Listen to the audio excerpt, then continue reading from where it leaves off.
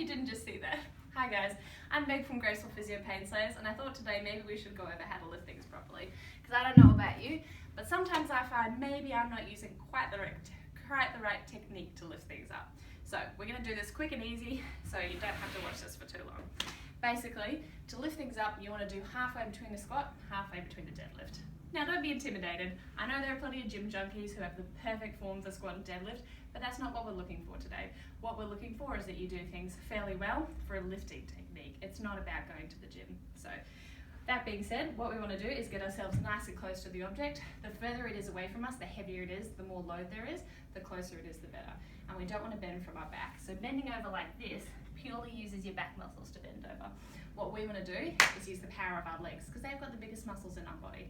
So going to get ourselves nice and close. We're going to bend down into a squat, so really stick your bottom out. Get yourself nice and close to the object, and then we're going to drive through our heels and stand up.